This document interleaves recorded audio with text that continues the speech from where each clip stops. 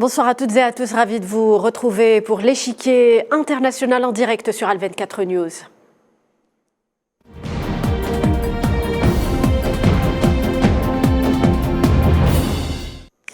Et ce soir, on vous propose un thème particulier qui domine en ce moment l'actualité, qui a trait à ce dossier de récupération par l'État algérien des fonds détournés, engagement auquel le président algérien y tient et reste particulièrement attaché depuis le début de son mandat. Une grande opération anti-oligarque a été lancée pour tenter de récupérer ces biens détournés. Où en est cette opération ? En sait davantage puisque Abdelmajid Tebboune a fait dernièrement des annonces en évoquant dans un premier temps ce chiffre astronomique, 20 milliards de dollars recouvrés depuis le début de l'opération en interne. Qu'en est-il à l'extérieur du pays? On va en parler de cette stratégie adoptée par l'Algérie pour pouvoir récupérer les fonds détournés. Quels instruments l'Algérie pourrait justement utiliser et quelles coopérations avec les pays étrangers concernés. Le dossier, il faut le dire, est assez complexe puisqu'il est question de corruption, de blanchiment d'argent, de fonds détournés placés souvent dans des comptes offshore ou ce qu'on appelle les paradis fiscaux, et c'est là où réside justement la difficulté. On va essayer de comprendre comment les choses peuvent se résoudre avec la contribution de nos invités.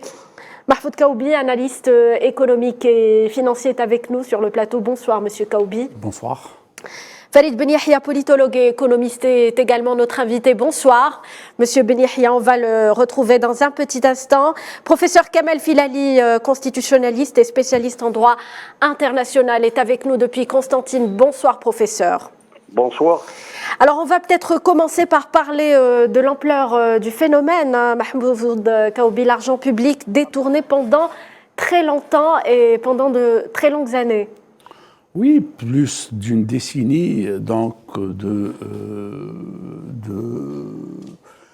délapidation des biens. De deniers publics, de détournement, d'utilisation autre que la destination initiale, ce qui a donné lieu donc à une grande opération de piraterie économique, comme cela est désigné dans le monde de l'économie. Une piraterie, une alliance entre des centres d'intérêt au niveau de l'administration avec des centres d'intérêt au niveau de la sphère économique, et ça a donné lieu à une grande opération de corruption, de détournement, et donc qui se manifeste par un montant faramineux de monnaie et d'argent détourné en dollars, en monnaie étrangère, mais aussi en monnaie nationale. Peut-être un commentaire, professeur Filali, avant d'entrer dans le vif du sujet, sur l'ampleur du phénomène, sur tout cet argent qui a été dilapidé, qui a été détourné, souvent dans des comptes à l'étranger, par ces oligarques, monsieur Filali. Malheureusement, il y a, comme vous le dites, un problème énorme, immense aussi par la dimension, le volume de l'argent détourné et placé quelque part. Je dis bien quelque part, parce que quelque part, c'est dans le monde. Il ne faut pas oublier que ce dont nous parlons aujourd'hui est un phénomène mondial. Il y a plus de 8 700 milliards d'euros qui sont le résultat d'argent détourné en fraude, etc., dans le monde entier, qui sont placés ici et là dans ce qu'on appelle et qu'on connaît communément comme étant des endroits offshore, c'est-à-dire des endroits qui ont des législations laxistes, où rien ne se fait pour justement empêcher ce type de détournement. On va en savoir plus avec vous, professeur Filali. Récupérer, vous l'avez dit, cet argent est une mission complexe, et de l'aveu d'ailleurs du président Tebboune, les sommes à récupérer sont faramineuses, mais aucune estimation pour l'Algérie n'a pu être faite. Je vous propose d'ailleurs d'écouter à ce propos le chef de l'État. Pas d'estimation, لأنها تهربت لمدة 10 سنوات، ما هيش ولا 12 سنة، ما هيش في دفعة واحدة ولا. هو الشيء الإيجابي أن الدول الأوروبية، وأنا شكرهم أغلبهم يعني مدونا يد المساعدة ومستعدين باش يديروا تحريات معنا، وفي حال اكتشاف الاموال هذه مستعدين باش يحولوهم يرجعوهم للاصل نتاعهم، يعني الخزينه الجزائريه، بشرط اننا نحترم الاجراءات القانونيه فقط. وراها ماشيه بالنسبه لبعض الدول، بالنسبه لبعض الدول فيه ممتلكات ظاهره، فنادق 5 نجوم وغيرها، حتى رسميا بلغونا باللي مستعدين يسلموهم. Alors, le président parle de majorité d'États européens prêts à coopérer pour restituer justement les biens, ces fonds, pour peu que les procédures légales soient respectées. De quelle procédure parle-t-on ici, Kaoubi, oui, c'est des Kaoubi. procédures judiciaires. Donc, il faut que des jugements soient épuisés. Donc, la procédure judiciaire, il faut qu'elle soit épuisée. Et à partir de là, la mise en recouvrement, elle soit lancée.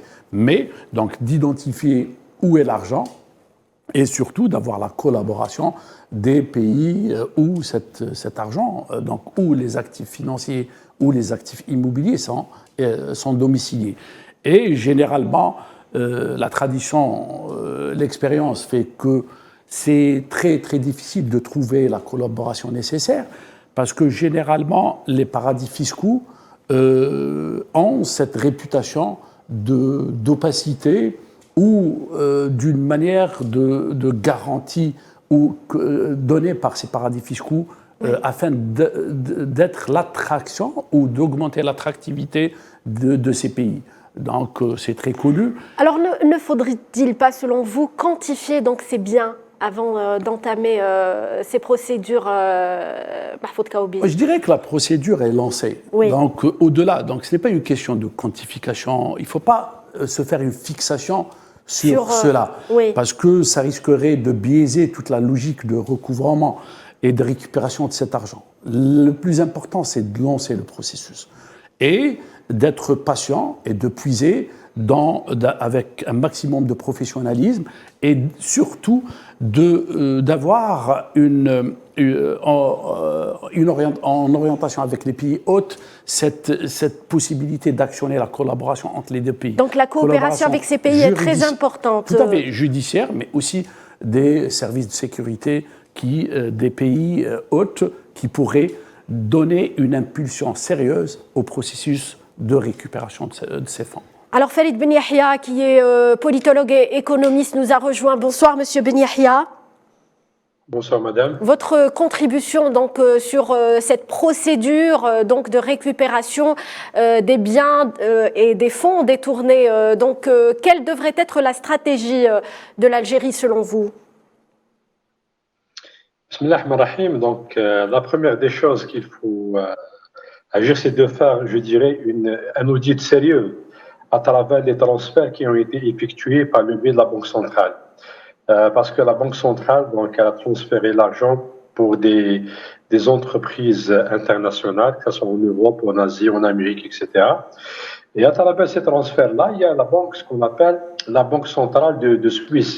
C'est elle qui fait, je dirais, les calculs et notamment elle a une base de données sur les semi-transferts qui se font après un transfert important. C'est-à-dire, je m'explique, si une entreprise fait un transfert de 100 millions de dollars, et après un certain temps, on voit que 2-3 jours, il y a un transfert de 2 millions, 3 millions. Ils savent très, très bien que c'est une commission qui a été transférée vers un paradis fiscal quelque part ou dans un compte bien déterminé. Voilà. Et c'est comme ça que Transparency International ramène ces informations, c'est-à-dire à travers ces petites opérations. Donc la première des choses, il faut envoyer une équipe d'inspecteurs qui sont au niveau de la présidence avec des compétences des services d'enseignement pour savoir qu'est-ce qui s'est passé exactement au niveau de ces transferts-là. Et je dis personnellement, moi, que la surfacturation a vraiment pesé sur ces opérations, je dirais, commerciales. Et pour moi, je pense que minimum, c'est 30% qui a été détourné. Que ce soit dans la surfacturation ou que ce soit dans le détournement carrément de l'argent. Et si on a eu, je dirais, 1000 milliards de dollars pendant une vingtaine d'années, le minimum, ce serait entre 300 milliards de dollars. D'accord? C'est ça, ce sont vos estimations. Oui. Allez-y. Voilà, ça c'est des estimations parce que si on fait une moyenne pondérée à travers l'ensemble des importateurs algériens, l'ensemble des importateurs qui étaient des milliers d'importateurs, et on va voir quelle est la moyenne pondérée de la surfacturation, on va la voir, à la voisine 30%. Donc 30%, ça veut dire que c'est des montants qui ont été transférés d'une manière illicite à l'étranger. Sans compter les surfacturations et la non-maîtrise des cahiers de charges de pas mal d'entreprises, ou la complicité, la connivence de certains responsables. Donc, si je comprends bien, un audit devra être fait pour justement tenter de savoir combien ont été donc détournées les sommes qui ont été détournées. Bref, on va également parler des procédures et de la coopération. Comment devrait se présenter cette coopération avec ces pays étrangers concernés? Monsieur professeur Filali, je m'adresse à vous justement. Comment devrait se présenter ou donc s'organiser cette coopération avec les pays étrangers concernés? C'est l'approche traditionnelle. Allô? Allez-y, on vous entend. C'est l'approche traditionnelle, c'est par le biais de l'instrument diplomatique qu'il faudrait utiliser à outrance pour pouvoir justement nous rapprocher des États et justement faire en sorte qu'ils soient, ils le sont déjà, parce qu'eux aussi sont passés par cette étape pour la plupart et sont au cœur de ces opérations, et je vais dire pourquoi.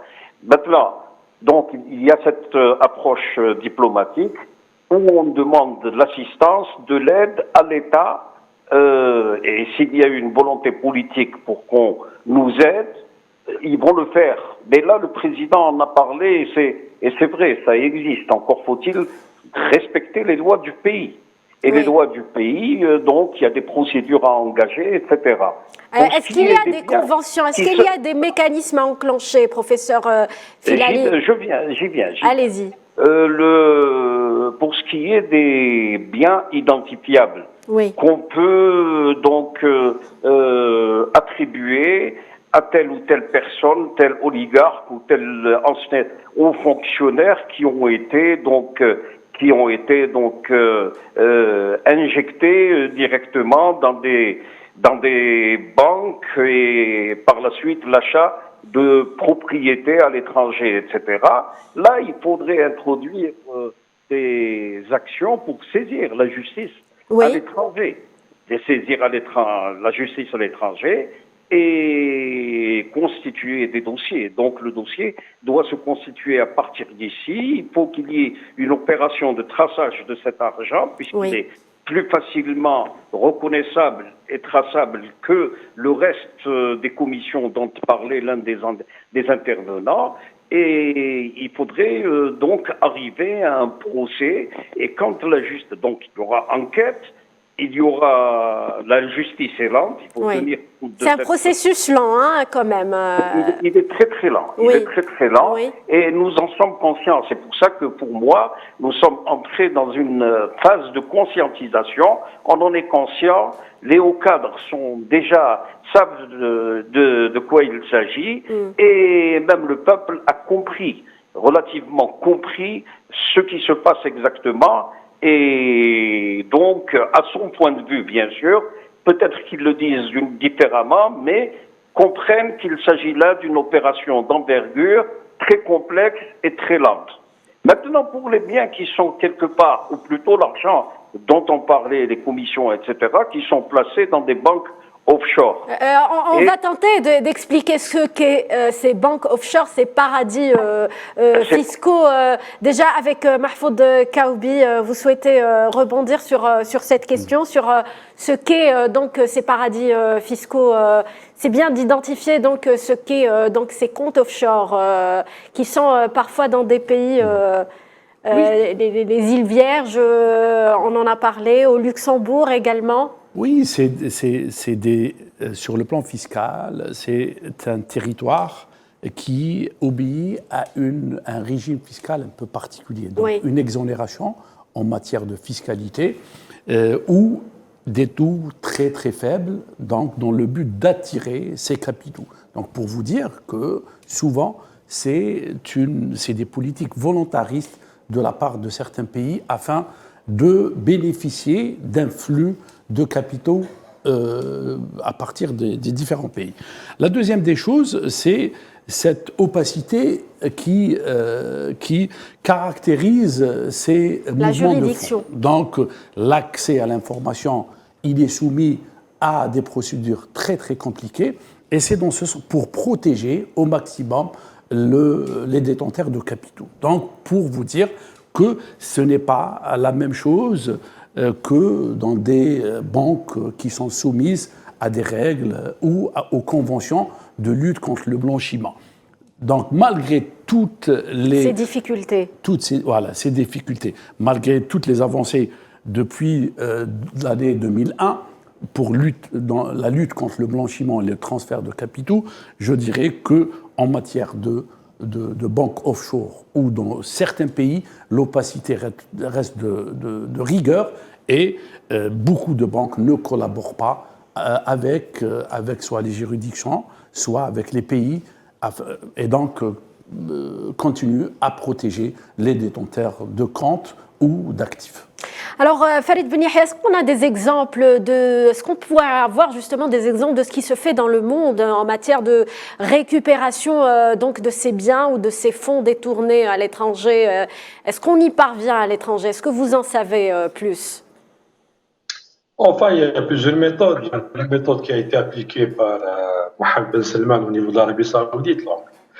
Lorsqu'il a réuni certains princes et certains responsables pendant plusieurs mois dans un hôtel, et il a demandé une somme de 400 milliards de dollars, donc elle a été payée, ils ont été libérés. Il y a d'autres méthodes, la méthode la russe, donc ils utilisent les méthodes fortes, ils ont récupéré pas mal d'argent. Il y a d'autres méthodes, bien sûr, qui sont utilisées ici par là. Mais pour l'Algérie, je pense que, parce qu'on fait partie d'un réseau, l'oligarchie a fait partie d'un réseau, et ce réseau-là est très connu en Europe. Et il y a ce qu'on appelle les passeuses. C'est des gens qui ont occupé des postes très importants à l'étranger au niveau des renseignements étrangers, qui ont occupé des postes, je dirais, au niveau des avocats internationaux. Donc, ils savent. Les informations existent. Donc, il faut savoir la récupérer. Donc, les solutions existent, vous le confirmez. Oui. D'accord, il faut payer cette information. Oui. Bien sûr, ça existe. Je ne vais pas perdre moi mon temps une centaine d'années pour récupérer mon argent. Même s'il faut donner quelque chose, il faut que je donne et je récupère l'autre partie. Donc, il y a d'autres méthodes, parce qu'il y a une traçabilité. Les gens qui ont aidé ces gens-là pour faire un transfert de 100, 200, 300 millions de dollars, des milliards de dollars, ça m'étonnerait qu'il n'y ait pas une assistance étrangère de la part de tels responsables à l'étranger. Et donc, c'est ces étrangers-là qui ont aidé ces personnes-là de faire leur placement, que ce soit en Europe ou dans des paradis fiscaux. D'accord? Ou même dans des sociétés anonymes. Oui. Ou même dans des bons de trésor, avec des codes secrets, etc. Et c'est pour cette raison-là que j'ai dit qu'il faut revenir, je vais rebondir sur cette démarche, il faut aller directement en Suisse. Parce qu'en Suisse, c'est ça le départ de toutes les informations du monde, à travers ce qu'on appelle des paradis fiscaux, etc. Et puis, il faut savoir aussi quelles étaient les relations, ces personnes-là, avec certains responsables à l'étranger. Et puis, je paye l'information pour l'avoir. Et je ne vais pas perdre mon temps. Autre chose, il ne faut pas omettre autre chose que les étrangers. Si vous n'avez pas une procédure qui est très importante et que vous n'avez pas des relations de pression diplomatique, c'est-à-dire vous utilisez le gaz comme arme ou autre chose, eh bien les banques étrangères ne vont pas vous écouter, notamment dans certains pays. Ce qui est probable actuellement, c'est que tout ce qui est en Algérie, donc on peut le récupérer, mais tout ce qui est à l'étranger, je pense qu'il y a pas mal de capital étrangères qui sont connus sur le placement international, que ce soit en Singapour, Dubaï, Hong Kong, Luxembourg, Suisse, peut-être quelques pays dans l'Amérique latine. Oui. Et c'est à partir de là qu'il faut chercher l'information. Ça m'étonne qu'ils vont mettre de l'argent en Afrique, d'accord, dans certains pays petits africains, bon, peut-être qu'ils peuvent mettre des petites sommes, mais les grosses sommes sont là, c'est-à-dire autre chose qui est très importante, il y a ce qu'on appelle des codes de transfert étrangers, comme la méthode KTT et autres méthodes, qui ne sont pas utilisées par les banques algériennes. Et c'est pour cette raison-là que même cet argent-là, elle est en quelque sorte cryptée dans les comptes. Il faut décrypter ce système-là pour savoir qui est le détenteur de cette somme-là, qui va l'utiliser, etc. Ouais. C'est un travail de renseignement, c'est un travail de justice, c'est un travail d'experts professionnels, et c'est un travail je dirais, il faut avoir une base de données, une base d'informations. Voilà. Kamel Filali, vous confirmez, donc il faut un travail de renseignement pour justement, donc on l'a vu même, bien que, on l'a dit, hein, pour les paradis fiscaux, le processus est difficile, mais les solutions existent. Allô? Oui, professeur Filali, on vous entend. Vous m'entendez? Oui. Donc, je suis d'accord sur les objectifs. Mais pour ce qui est de la méthode, peut-être que, étant juriste, je suis un petit peu différent des formations professionnelles, dans le sens où nous sommes un État de droit et en principe tout devrait passer par la justice et ensuite exécuter les décisions de justice. Donc l'approche Selman n'est pas... On ne va pas s'attarder sur cette... Allez-y, on va parler, on parle justement des biens détournés de l'Algérie, monsieur Filali, allez-y. Oui, je très bien, mais moi je vous dis, vous m'avez demandé mon opinion. Allez-y. Je vous réponds, voilà. Donc pour ces fonds qui ont été détournés, je dis encore, et je confirme, comme ça a été dit, que c'est complexe, c'est pas transparent du tout, et ils sont quelque part dans plusieurs paradis fiscaux parce qu'il n'en existe pas un seul. Vous prenez par exemple une banque comme la City à Londres, elle gère pratiquement toutes les banques qui acceptent qui sont des paradis fiscaux dans tous les pays du Commonwealth. Alors comment, d'une manière légale, peut-on justement récupérer ces fonds de ces paradis fiscaux? C'est ça, c'est là, quand on aura déterminé, identifié la destination qu'ont pris les capitaux qui étaient en Algérie, et c'est des destinations diverses. À partir de là, c'est nous rapprocher du pays pour justement introduire des actions en justice. Donc le judiciaire doit contribuer et aussi reposer sur ce que peuvent nous apporter comme apport des pays amis qui sont à l'écoute et qui ont vraiment été, qui sont ouverts au fait qu'ils pourraient non seulement peut-être utiliser de leur influence et utiliser aussi leurs informations, etc., pour nous permettre de récupérer cet argent. Mais le tout réside dans des procédures judiciaires. Il n'y a pas de pays dans le monde où on prend un sac d'argent d'un endroit A et le remettre à B sans passer par la justice. Oui. Donc, il est primordial, il est essentiel d'identifier les itinéraires pris par cet argent. D'ailleurs, vous voulez avoir une idée plus claire que la mienne, il y a un livre qui vient de paraître tout récemment, le 2 novembre 2022, dans les coulisses, c'est Offshore, le titre Offshore, oui. Et c'est un ancien juge, Renaud Rembeck, qui justement, lui, essaye d'expliquer, après 20 ans d'expérience, d'expliquer les mécanismes et comment démonter ces mécanismes et justement la difficulté de pouvoir arriver à des résultats. Mais l'essentiel, c'est que chez nous, du moins pour les biens qui sont en Algérie, la justice a déjà commencé à travailler et a commencé à saisir et a commencé à, quand même, il y a cette conscientisation et il y a cette poursuite en avant du processus entamé à l'intérieur comme à l'extérieur. Mahfoud Kaoubi, donc on l'a compris, hein, le message est clair, une mission difficile, lente certes, mais à travers la justice, en intentant des actions en justice. Oui, certainement. L'essentiel passera par la voie judiciaire. Oui. Même si des possibilités existent pour trouver des compromis avec certains oligarques et de négocier un rapatriement. Mais la voie judiciaire, encore une fois, elle est très lente, très difficile, nécessite du professionnalisme. Pourquoi ? Parce qu'il faudra ramener la preuve. que ça rentre dans le cadre d'un détournement ou d'un blanchiment.